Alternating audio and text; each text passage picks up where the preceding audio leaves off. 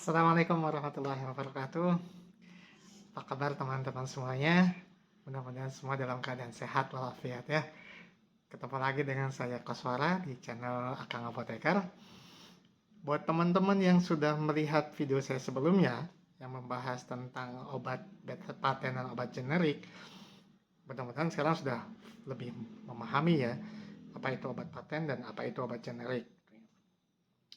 Nah, dan seperti yang pernah saya janjikan di video sebelumnya, bahwa saya akan membahas terkait dengan obat generik. Jadi kalau teman-teman mendengar tentang obat generik, apa yang terlintas dalam pikiran teman-teman? Ya, mungkin yang pertama yang terlintas, obat generik emang berkhasiat. Atau mungkin ada yang berpikir obat generik itu obat kualitas nomor 2 atau tidak efektif. Ini memang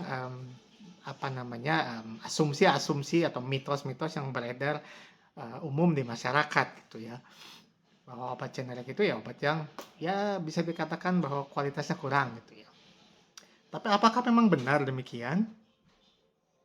Nah, sebelum kita membahas terkait masalah itu, jangan lupa subscribe dan nyalakan dulu loncengnya ya, supaya teman-teman bisa mendapatkan update terkait video-video terbaru dari channel Akang Apoteker. Dan supaya Akang Apoteker ini bersemangat gitu ya, lebih semangat untuk membagikan informasi-informasi yang berkaitan dengan obat. Oke?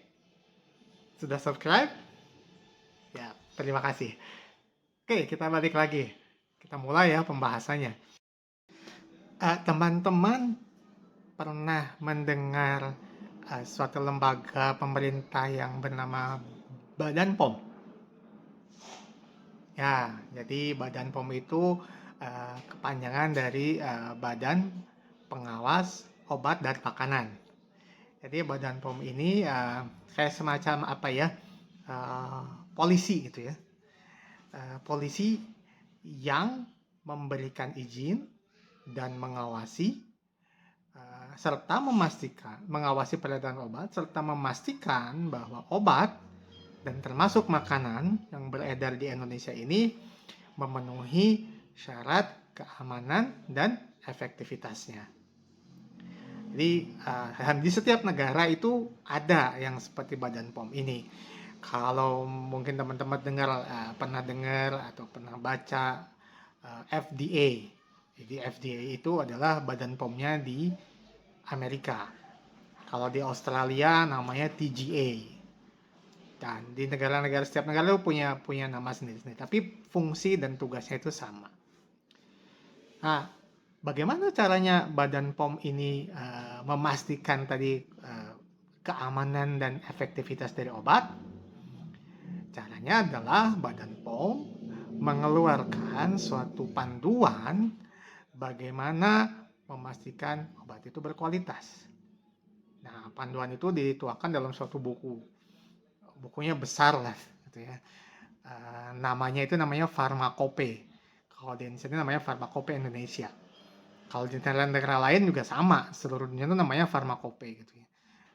Kalau di Amerika itu namanya USP, United States Pharmacopoeia. Kalau di negara-negara Eropa, beberapa negara itu di kawasan Eropa punya satu acuan yang sama, namanya EU, European Pharmacopoeia.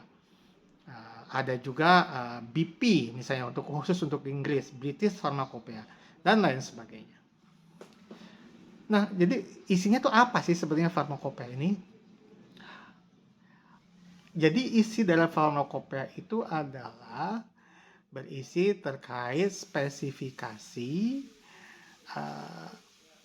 apa saja yang harus dipenuhi oleh suatu obat untuk menyatakan bahwa obat tersebut berkualitas, aman, dan efektif.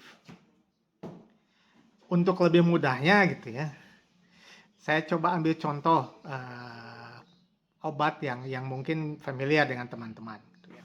Contoh tablet paracetamol lah, umum lah ya, teman-teman tahu.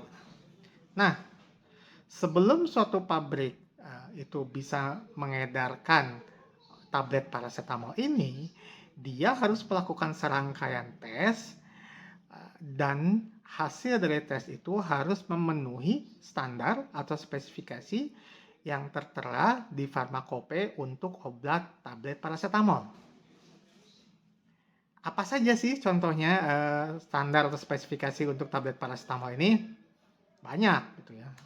Farmakope ini terbuka untuk umum, nanti teman-teman bisa cari sendiri di situ, coba googling aja Farmakope Indonesia, nanti di situ misalnya tablet paracetamol, nanti teman-teman bisa lihat banyak sekali tesnya di situ. Tapi di kesempatan kali ini Kang Apoteker hanya mungkin akan membahas beberapa tes yang menurut Kang Apoteker itu sangat penting gitu ya, memastikan kualitas dari si tablet paracetamol ini. Yang pertama adalah tes namanya tes identifikasi.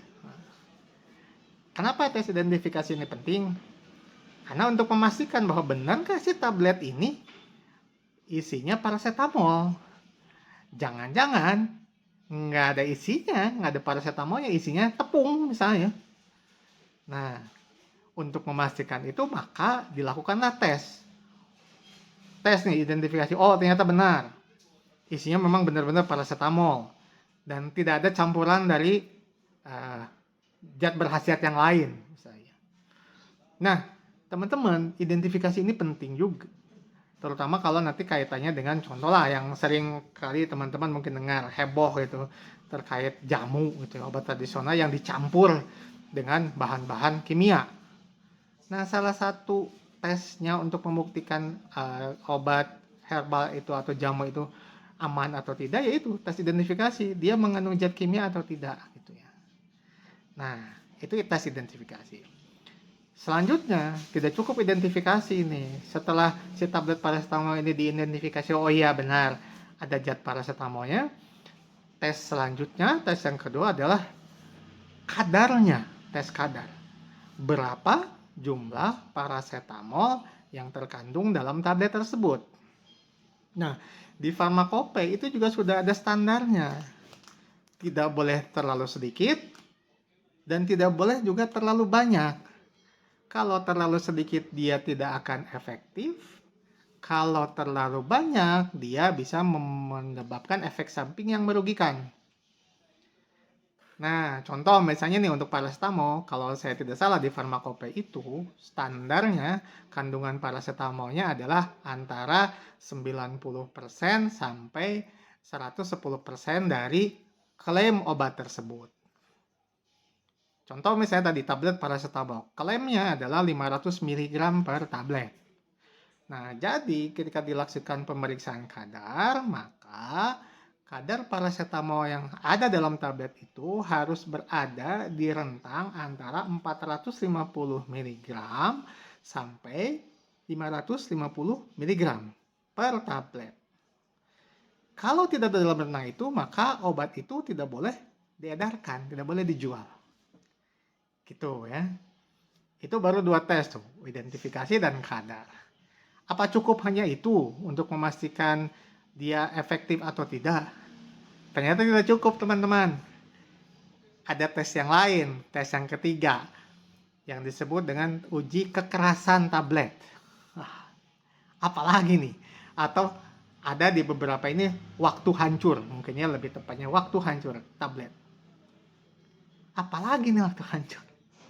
Ya, waktu hancur itu untuk memastikan bahwa si tablet paracetamol ini pada saat setelah ditelan itu hancur di dalam tubuh kita. Gitu ya. Kan nggak lucu ya. Misalnya kita telan tablet paracetamol nih, kemudian maaf ya, misalnya kita buang lagi gitu ya, lagi buang air, kemudian keluar masih dalam bentuk tablet gitu.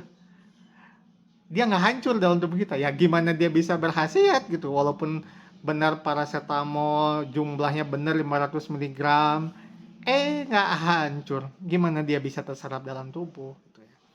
Nah, jadi itulah kenapa ada tes waktu hancur. Biasanya di dalam Farmakope juga sudah ada spesifikasinya. Kalau saya ingat kalau saya tidak salah, yaitu waktu hancur tablet paracetamol itu kurang dari 15 menit.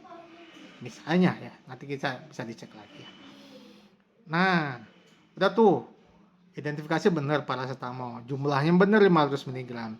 Waktu hancurnya misalnya 1 menit udah hancur nih. Apakah bisa dikatakan berkhasiat? Belum ternyata teman-teman. Kenapa gitu ya? Karena untuk bisa berkhasiat, maka si paracetamol ini harus bisa diserap ke dalam pembuluh darah. Dari situ dia diedarkan menuju ke tempat yang sakit. Misalnya kan tadi untuk mengobati sakit kepala misalnya. Terus bisa menuju ke tempat yang dimana dia sakit gitu, lewat darah itu. Nah, disinilah ada satu lagi tes, namanya tes disolusi. Nah, jadi disolusi itu suatu tes untuk memastikan bahwa setelah si paracetamol ini hancur nih, biasanya obat itu hancur di lambung atau di usus. Itu bisa diserap di lambung atau di usus itu ke dalam pembuluh darah. Dan itu ada syaratnya supaya dia efektif. Jadi kalau tidak salah, balik lagi ya, di solusi ini standarnya itu adalah 75% dari kadar paracetamol tadi harus bisa diserap ke dalam darah dalam waktu 30 menit. Misalnya. Nah, kalau dia tidak bisa diserap 75% dalam waktu 30 menit, maka obat itu menjadi tidak efektif. Gitu ya. Karena dia kurang nih daya kerjanya, jadi tidak efektif. Nah, itu masih banyak tes-tes lainnya gitu ya. Tapi saya hanya mungkin berbagi 4 tes ini saja. Jadi, teman-teman, setiap obat itu harus memenuhi semua tes-tes ini sebelum dia bisa dipasarkan. Dan persyaratan ini juga berlaku untuk obat generik. Jadi, teman-teman tidak usah khawatir. Dari mitos-mitos tadi mengatakan obat generik tidak berhasil, tidak efektif, itu tidak benar. Karena sebelum dia dijual, itu sudah dipastikan bahwa dia memenuhi semua persyaratan yang ada di dalam farmakopea. Ya, jadi nggak usah ragu-ragu nih teman-teman, obat generik itu berkhasiat dan aman gitu ya. Nah, sekarang kalau sudah tahu bahwa obat generik itu berkhasiat dan aman, teman-teman mau nggak menggunakan obat generik? Nah, ya kalau ini terserah preferensi masing-masing teman-teman ya. Ya, jadi kesimpulannya teman-teman bahwa obat generik itu obat yang efektif, aman, dan berkhasiat ya. Nah, kalau terkait dengan saya lebih cocok mana dan lebih cocok mana, kita ketemu di video selanjutnya ya. Di situ akan saya coba terangkan apa sih yang mungkin menjadi penyebab satu obat itu lebih cocok mungkin ya, atau lebih terasa berkhasiat dibanding obat yang lain. Ya, sekian dulu teman-teman. Jangan lupa like, share, and subscribe ya. Supaya teman-teman selalu bisa mendapatkan update terkait video-video dari Akang Apoteker. Terima kasih. Assalamualaikum warahmatullahi wabarakatuh.